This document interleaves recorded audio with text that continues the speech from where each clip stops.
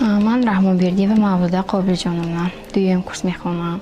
اختصاصم تکنولوژی دیزاین و محصولات زندگی. دویم سال که است که در این تاجیکستان تحصیل میکنم. من در جمهوری قرقیزستان ولایت باتکند ناحیه لیلیک شهر رزاقوف دهه اندرق تولد شدم. قرقیزستان میخوندم. اول روسیه به سپردگی بودم. اونجا نشد و اشتماند نشد. ثانی پدرم گفتن که همین تاجیکستان میخوانی برای که ملت تاجیک و کرد جامعه های تاجیک برای یاد گرفتن همین تاجیکستان تحصیل میکنی گفته بودن. از همین سبب بعد از آن اینجا بسپردم گذشتم 130 بال اونجا بالی وای بود بلند بود.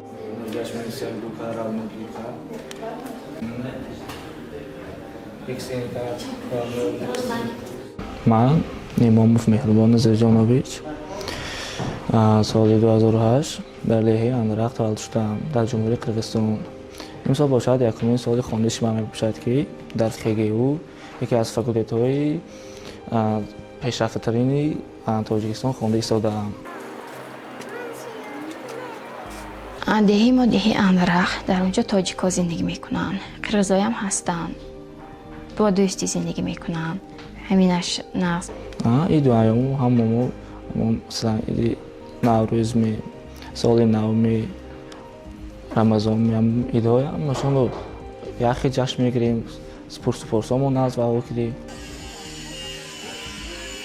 ما مکتب ما تاجیک و قرقیز که اونجا ما 4 زبان که ختم میکنیم. قرقیزی، روسی، انگلیسی، تاجیکی. من از من یوشی خیلی میفهم به شوقم بود. باید همه کم در همین وای خوندن. در همون متماتیک وای خوندن. کسب متماتیک خوندن. برای همین از یوشیم میتونستم آرزوم بود. حرکت کردم اون به آرزوم رسیدم فتم متماتیک برام دادم. برای من خیلی فن شوق‌آور یک برای حسی خوب شده. اگر همین مثلا اگه خیلی مسئله کار میکنم مثال کار میکنم حسی خوبش بوده برای همین فن انتخاب کردم. در سال تحصیل 2025 و 26 از جمهوری قرقیزستان به دانشگاه دولتی خوجند طبق سازشنامه و فرمایش وزارت معارف 16 نفر دانشجویان سفربر کرده شدند.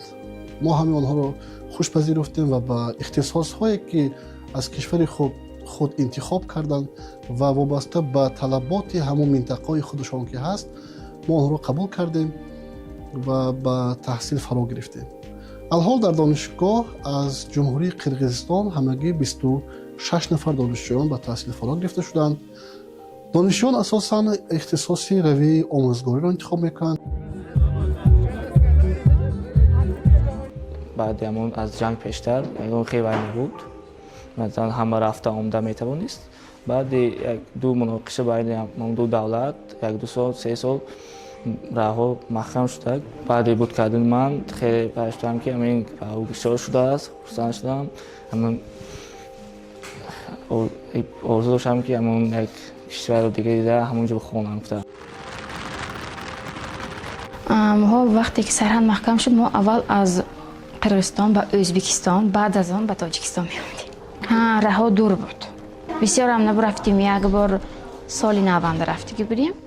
بعد از زمین راه کشاده شد ثانی خانه رفتگی دیگه نرفتیم. من بسیار هم یاد می‌کردم. روزا قیمت‌تر می‌گذشت با ما. پدر و مادرم تلفن کرده و هر روز تلفن کرده پشت می‌ایستادم. یکم بار برای سادگی قریب خانه به 10 ساعت برست رفتگی بودم. به وقت بود همین اینجا در برآمدگی بودم. به وقت تر شد و راه دور بود. تاکسی بود نبود. اول یک بار وای برفتیم مدنیت برفتیم اونجا نگفتم. بعد از اون سال ازبکستان با سفر کردیم. ساعتای 10 شب خانه برفت رسیده بودم. چون که پدر و مادرم وای پدیش که کریم ایستادن مشکلش نبود. حاضر کن تاکسی کاز میکنیم تا اشراف بازار میبرم. بعد از آن گرانیچه میریم سا خانه میبریم نزدیک شدیم. اگر سال مشکلی نشود اگر 2 ساعت 3 ساعت برسته میریم 3 ساعت برسته میریم. و برای دانشجویان خارجی که اکثرا دختران هستند، از 26 نفر 18 نفرشان دختر هستند. برای آنها در خوابگاه های دانشگاه که با تمام شرایطش مجهز است جایها جدا کرده شده است.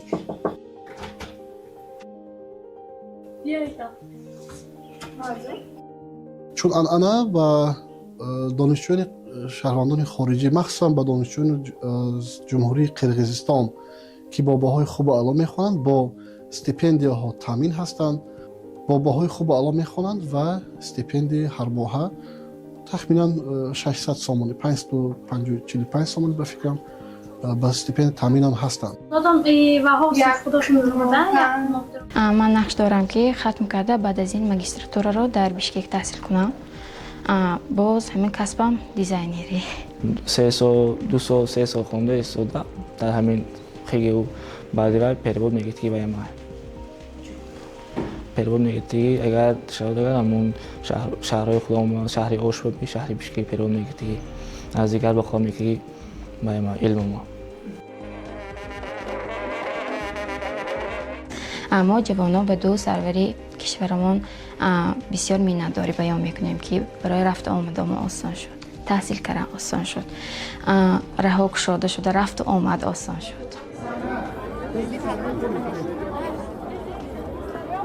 اگر وقتی که سرحد شده میشد هر همون جوانان رو ما آرزو میکنیم که دیگر کشور رو دیده در همونجا خواننده برای اون که عرف و عادت و دیگر میباشد، عرف و عادت رفتارشون کردارشون زبانشون دیگر میباشد.